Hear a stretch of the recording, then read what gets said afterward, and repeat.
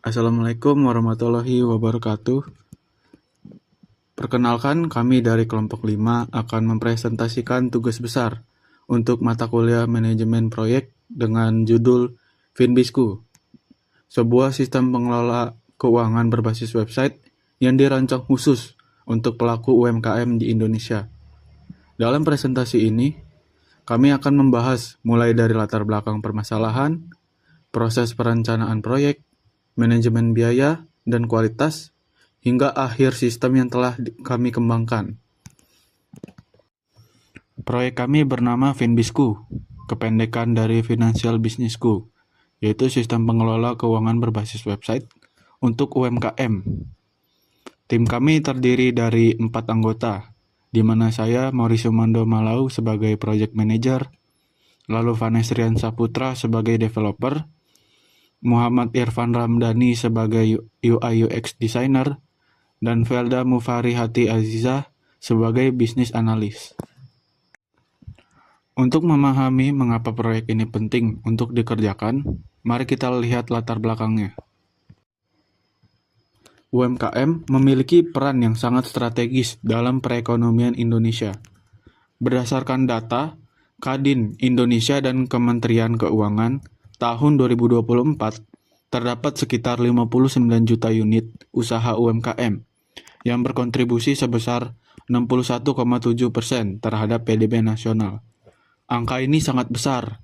Namun, sayangnya mayoritas UMKM masih menghadapi 3 permasalahan utama dalam pengelolaan keuangan mereka. Pertama, pencatatan keuangan masih dilakukan secara manual, baik di buku tulis maupun di spreadsheet sederhana yang rentan kesalahan. Kedua, hal ini menimbulkan risiko kesalahan data dan kehilangan informasi yang bisa berdampak fatal pada keputusan bisnis.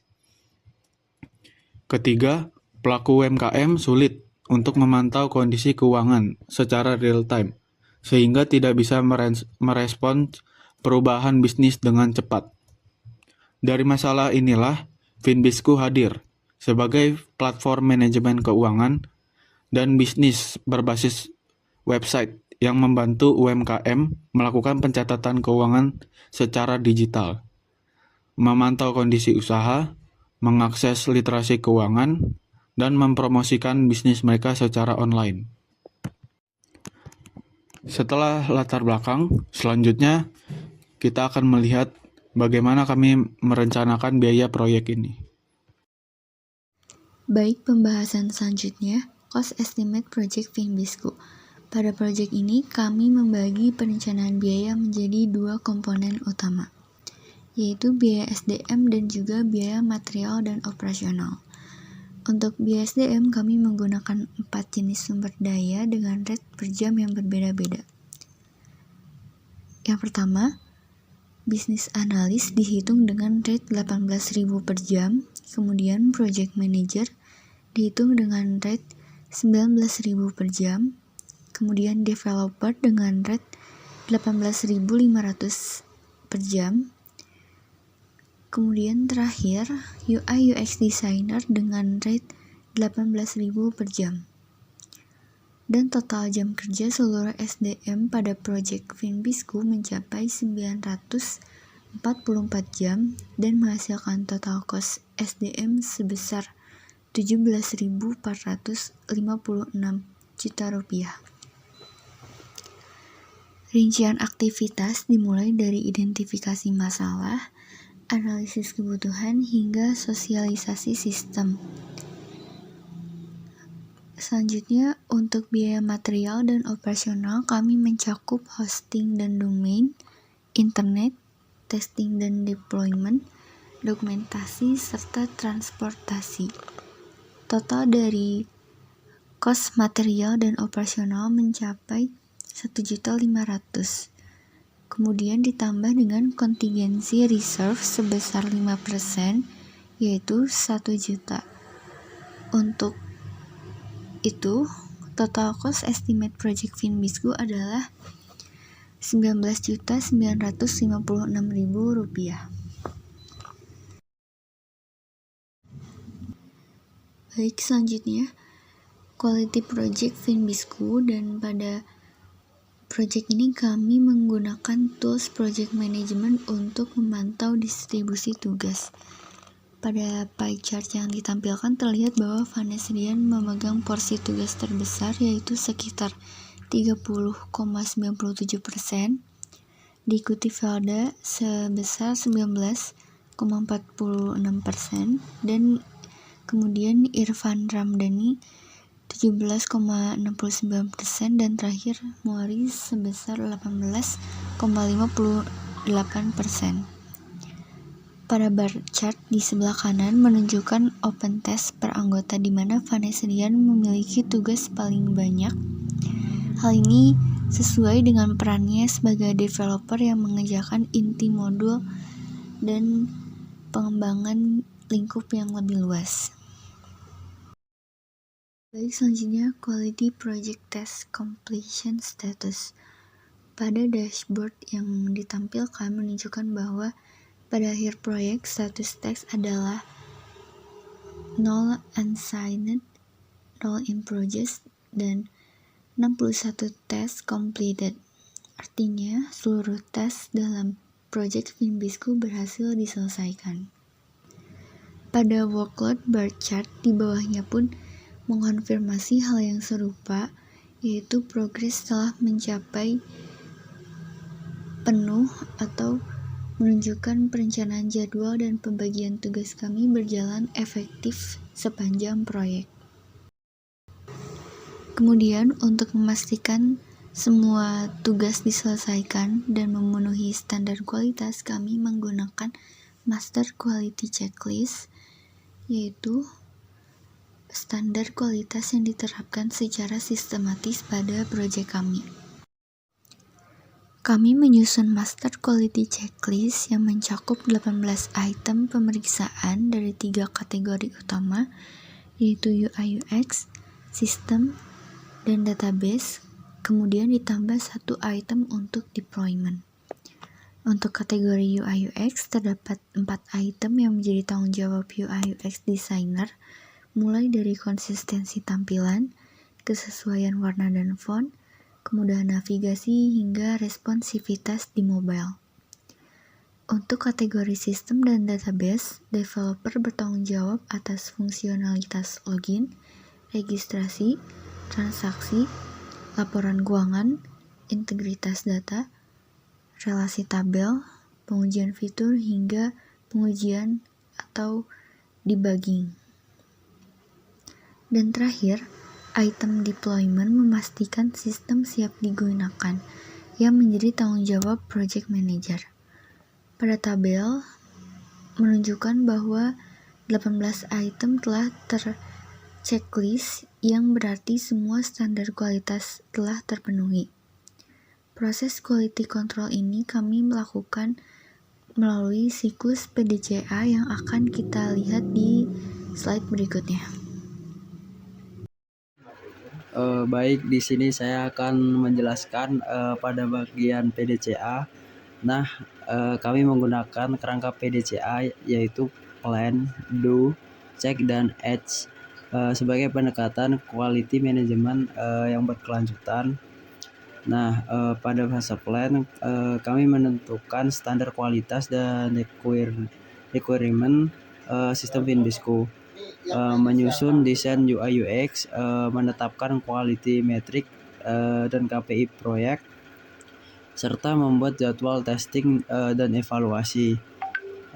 Fase Do adalah implementasi, mengembangkan fitur aplikasi dan database, mengimplementasikan sistem login, transaksi, dan laporan keuangan, melakukan testing awal di tiap fitur, serta evaluasi UI UX dan kode review. Pada fase cek, kami menguji seluruh fitur dan performa sistem, mengidentifikasi bug dan celah keamanan, membandingkan hasil testing dengan KPI, dan mengumpulkan feedback pengguna.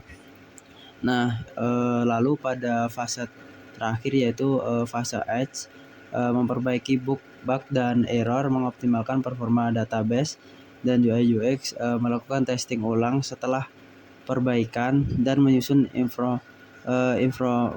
improvement plan untuk pengembangan ke depan. Jadi PDCA ini kami terapkan secara iteratif selama pengembangan sehingga kualitas sistem terus meningkat di setiap siklus. Agar kualitas terjaga tentu perlu ada pengelolaan beban kerja yang terstruktur. Nah, berikut workload distribusi tim kami. Lalu di sini saya lanjut akan membahas pada bagian workload. Nah, chart ini menampilkan distribusi workload berdasarkan 4 peran tim, yaitu sistem analis, UI UX, project manager, dan developer, yang dibagi ke dalam 4 fase, yaitu yang pertama perencanaan, perancangan, pengembangan, dan implementasi. Jadi terlihat bahwa sistem analis memiliki beban tertinggi di fase perencanaan dengan 7 task, karena fase ini membutuhkan analis kebutuhan dan stakeholder yang intensif.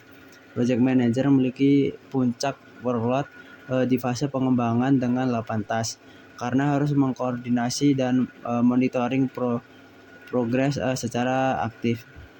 Developer memiliki porsi terbesar di fase pengembangan, dan UI UX berkontribusi paling besar di fase perencanaan. Lalu pembagian ini dirancang agar tidak ada anggota yang overloaded dan setiap fase mendapatkan kontribusi yang sesuai dengan peran yang relevan. Nah, untuk memperjelas siapa bertanggung jawab atas apa, kami juga menyusun matrik RACI. Nah, pada RACI ini, RACI matrik adalah alat manajemen proyek untuk mendefinisikan peran tiap anggota tim terhadap setiap aktivitas. R berarti responsible, yang mengerjakan. A berarti accountable, yang bertanggung jawab final. C berarti consulted, yang dikonsultasi. Dan I berarti informed, yang diinformasikan. Dari tabel ini kita bisa melihat bahwa Morris sebagai project manager selalu menjadi accountable A di semua aktivitas. Lalu ini sesuai karena PM adalah penanggung jawab keseluruhan proyek. Lalu Vanessa Rian sebagai developer menjadi responsible R untuk semua modul pengembangan. Nah, seperti autentikasi, manajemen keuangan, laporan, dan dashboard. Irfan sebagai UI UX bertanggung jawab pada perancangan antarmuka, dan Filda sebagai business analysis menjadi responsibel pada tahap analisis kebutuhan dan identifikasi masalah. RACI ini memastikan tidak ada aktivitas yang tidak jelas pemiliknya dan tidak ada anggota yang bekerja tanpa arah. Nah, seluruh aktivitas ini tentu perlu monitoring secara konsisten. Jadi berikut adalah tampilan monitoring pada proyek kami. Baik, next. Oke, baik. Pada slide monitoring ini bertujuan untuk menunjukkan bukti nyata pemantauan proyek menggunakan tools manajemen. Untuk monitoring proyek, kami menggunakan ClickUp sebagai project management tools. Tampilan board ini merupakan menunjukkan WBS Finbisku yang terbagi dalam 3 kolom status: to do, in progress, dan complete. Di kolom complete kita bisa melihat 2 milestone besar telah selesai, yaitu perencanaan proyek yang berlangsung 15 Maret hingga 26 Maret dan perancangan sistem dari 29 Maret hingga 11 April. Pada kolom in progress terdapat implementasi sistem yang dijadwalkan 16 Juni hingga 2 Juli. dan pengembangan sistem dari 16 September hingga 8 Oktober. Dengan monitoring visual seperti ini, seluruh anggota tim dapat melihat status proyek secara transparan dan real time, sehingga kendala dapat diidentifikasikan lebih awal. Dengan semua perencanaan dan monitoring yang matang, inilah hasil akhir sistem Finbisku yang berhasil kami kembangkan.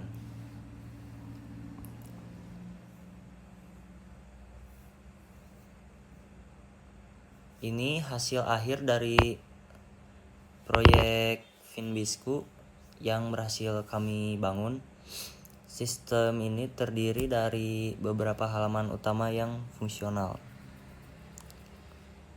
Ada landing page yang dirancang untuk publik, yaitu menampilkan fitur utama Finbisku, artikel literasi, finansial terkini, dan CTA untuk mendaftar atau masuk ke dashboard. Berikut ada juga halaman literasi finansial atau pusat belajar yang menyajikan artikel-artikel edukatif yang dikategorikan berdasarkan topik seperti perencanaan keuangan, pengembangan produk, dan legalitas dan perizinan. Ini menjawab kebutuhan UMKM akan akses informasi bisnis yang mudah. Kemudian ada halaman blog atau cerita UMKM, memungkinkan pengguna berbagi cerita dan promosi usaha mereka.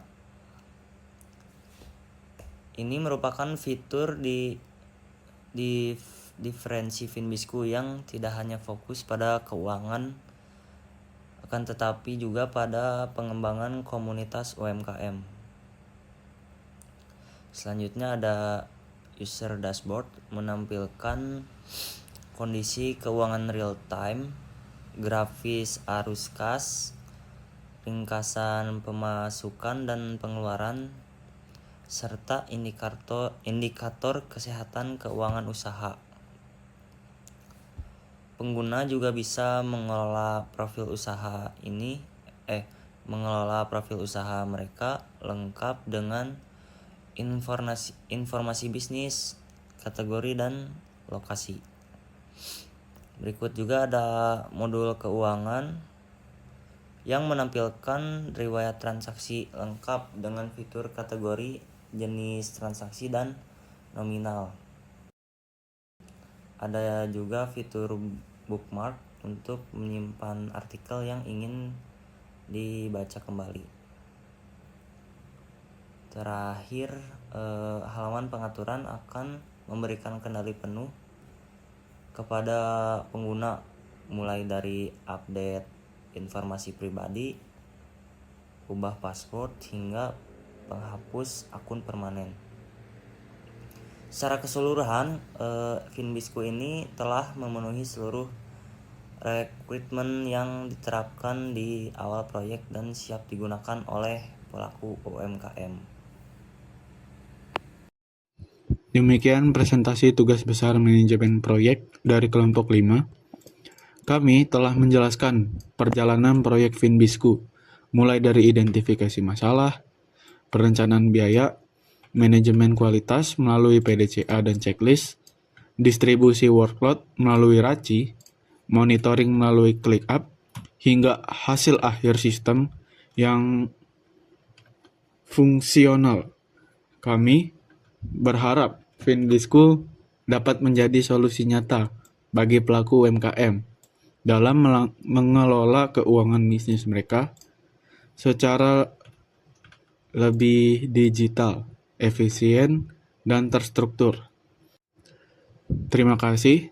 Wassalamualaikum warahmatullahi wabarakatuh.